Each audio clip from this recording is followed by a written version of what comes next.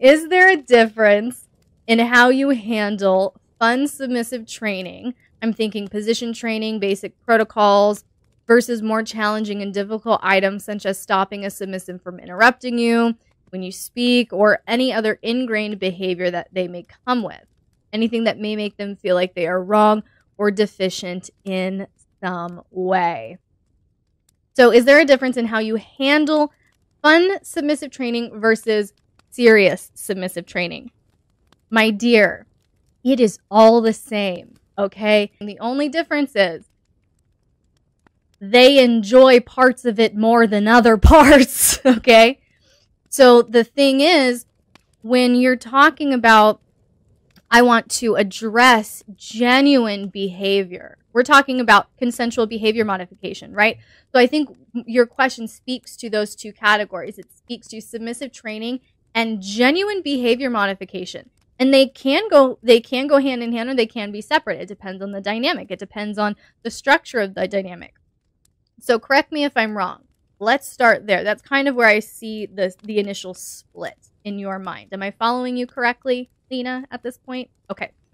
So for me, absolutely. I'm glad that we understand each other. So for me, if you have a submissive that has come to you, that has decided to yield to you, that has allowed you to modify their behavior, that submissive has to be humble enough to take it. They have to be humble enough to receive that feedback.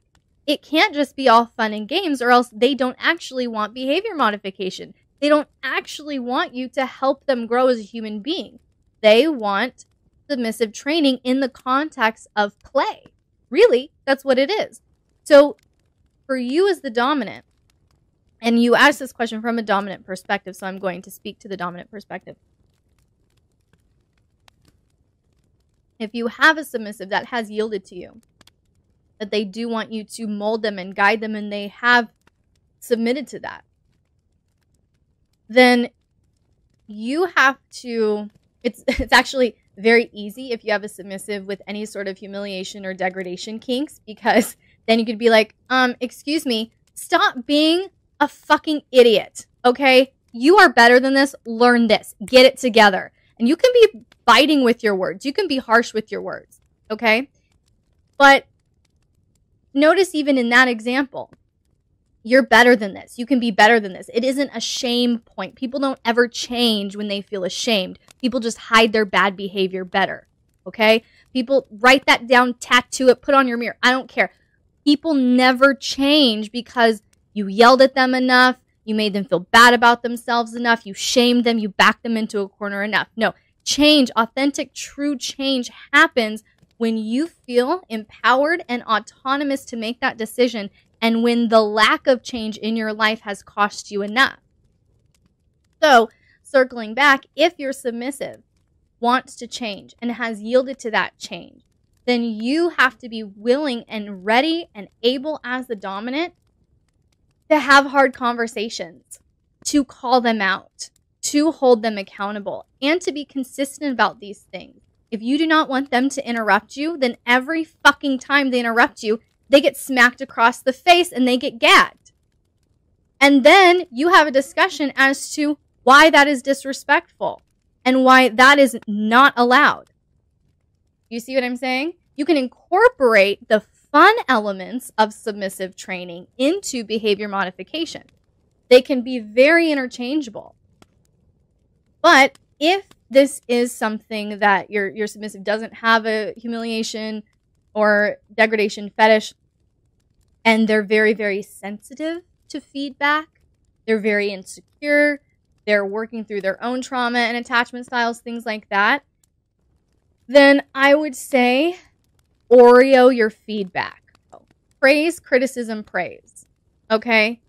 So what I mean is, if you have something that you have a very insecure submissive, a submissive that is gets very easily defensive, shuts down very easily with any sort of perceived criticism, things like that, then it's your job to know that about your submissive and to foster that conversation accordingly.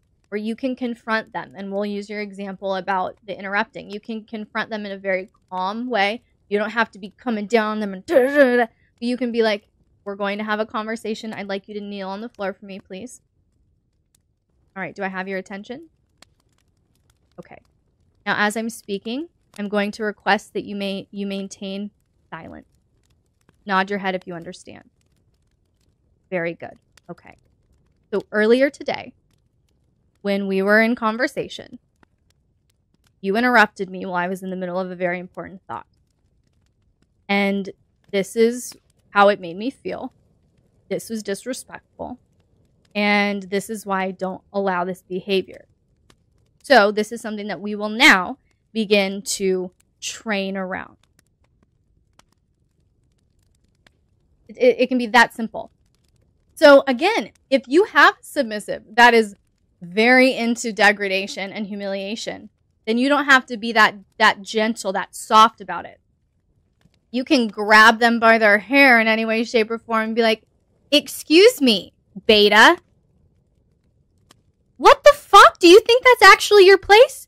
Oh, you think that what you have to say is more important than what I have to say? Oh, really now? Really? Are you that really fucking pathetic? Like, you see, you can totally shift it depending on the type of submissive that you have. So, I'd say that's the first step, is delineate what is submissive training and then what is actual behavior modification. Have they truly consented to it? And if they did, then you can reinforce that. Excuse me, you said I could do this. You asked me to do this. You allowed me to do this. You gave me your consent. I have not violated your boundaries, so guess what? You need to stop whining and crying. And you need to be humble enough to accept my authority here.